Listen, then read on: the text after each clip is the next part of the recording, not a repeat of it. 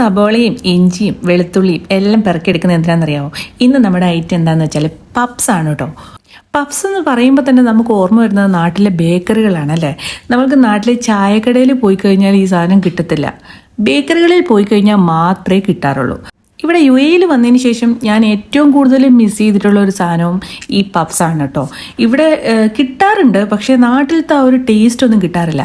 അങ്ങനെ ഇരിക്കുമ്പം പപ്സിൻ്റെ ലീവ്സ് നമുക്കിവിടെ കിട്ടാറുണ്ടെന്ന് അറിഞ്ഞിട്ട് എന്നാൽ പിന്നെ നമുക്ക് സ്വന്തമായിട്ടൊന്ന് ഉണ്ടാക്കി നോക്കിയാലോ, എത്രത്തോളം ശരിയാവും എന്നറിയത്തില്ല. അങ്ങനെ നൊയമ്പ് സമയത്താണ് ഞാനിത് ട്രൈ ചെയ്ത് തുടങ്ങിയത്.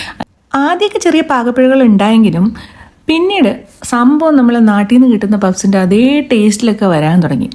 അപ്പോൾ പിന്നെ ഞാൻ എന്താ ചെയ്യുക, നോയമ്പ് സമയമാകുമ്പോൾ വീട്ടിൽ തന്നെ ഇത് ഉണ്ടാക്കും. കടയിൽ നിന്ന് വാങ്ങിക്കുമ്പോൾ നമ്മൾ 1, 2 കൂടിപ്പോയാൽ 3 വീട്ടിൽ തന്നെ ഉണ്ടാക്കുവാണെങ്കിൽ നമുക്ക് ഇഷ്ടത്തിന് കഴിക്കാമല്ലോ. എൻ്റെ ചെറുപ്പത്തിലുണ്ടല്ലോ, വീട്ടിലേക്ക് ആവശ്യമുള്ള സാധനങ്ങൾ വാങ്ങിക്കാൻ വേണ്ടിയിട്ട് ആഴ്ചയിൽ ഒരു ദിവസം ഞങ്ങൾ ടൗണിൽ പോകുമ്പോൾ ഞാൻ എൻ്റെ ഉമ്മച്ചിയും കൂടെയാണ് പോകുന്നത്. ഞാൻ എന്തായാലും കൂടെ പോയി കഴിഞ്ഞാൽ എനിക്കൊരു ഒറ്റ കാര്യമുള്ളൂ, പപ്സ് കഴിക്കണം. അതാണ് അതിനുവേണ്ടി മാത്രമാണ് കേട്ടോ ഞാൻ പോകുന്നത്. എന്നിട്ട് നമ്മൾ സാധനങ്ങളൊക്കെ വാങ്ങിച്ചു കഴിയുമ്പോഴത്തേനും ഭയങ്കരമായിട്ട് ടയർഡാവും. കുറേ ഉച്ചയ്ക്ക് നല്ല വെയിലൊക്കെ കൊണ്ട് അങ്ങനെ ക്ഷീണിച്ച് കഴിയുമ്പോഴത്തേനും എന്താ ചെയ്യുക, ആദ്യം തന്നെ പറയും ഇനി നമുക്കൊരു ജ്യൂസും പപ്സും കഴിച്ചാലോ എന്ന് പറയും. അങ്ങനെ അവിടെ ഒരു ബേക്കറി ഉണ്ടാവും. ബേക്കറിയിൽ കയറിയിട്ട് എന്താ പറയുക, ജ്യൂസും പപ്സും കഴിക്കും. ഒരെണ്ണം കഴിച്ച് കഴിയുമ്പോൾ ഒരെണ്ണം കൂടെ വാങ്ങിക്കണം എന്നുണ്ടാവും.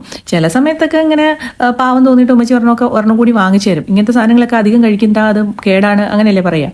അപ്പോൾ പാവം തോന്നിട്ട് ഒരെണ്ണം കൂടെ വാങ്ങിക്കും. പിന്നെ എനിക്കൊരു ഐഡിയ ഉണ്ട് കേട്ടോ, പിന്നെയും കഴിക്കണം, ഇനി അടുത്ത ആഴ്ചയല്ലേ ഈ സാധനം കിട്ടുള്ളൂ.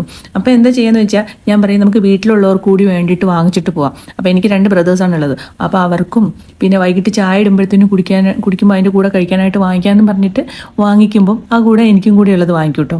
ചില സമയത്ത് ഞാനാണെങ്കിൽ ഈ സാധനം അവിടെ കൊണ്ടുവച്ച് കഴിഞ്ഞാൽ വൈകിട്ട് ചായക്ക് മുമ്പ് തന്നെ ഒരാൾക്കും കൊടുക്കാതെ എല്ലാം കഴിച്ചു തീർക്കും. അങ്ങനത്തെ ഒരു ചെറിയ ദുഷിച്ച സ്വഭാവമൊക്കെ ഉണ്ടായിരുന്നു. ഏതായാലും ഇന്നത്തെ നോയമ്പുറക്കുള്ള എല്ലാ സാധനങ്ങളും നമുക്ക് റെഡി ആയിട്ടുണ്ട്. അപ്പോൾ പപ്സാണ് ഇന്നത്തെ നമ്മുടെ മെയിൻ ഐറ്റം എന്ന് പറയുന്നത്. ബാക്കി എല്ലാ ജ്യൂസ്, ഫ്രൂട്ട്സ് എല്ലാം നമ്മൾ കട്ട് ചെയ്ത് റെഡിയാക്കി വെച്ചിട്ടുണ്ട്. ഇനി ഇതുപോലത്തെ ലൊട്ടിലൊടുക്ക് റെസിപ്പി ആയിട്ട് ഞാൻ വീണ്ടും വരുന്നതായിരിക്കും. അതുവരേക്കും എല്ലാവർക്കും ബൈ.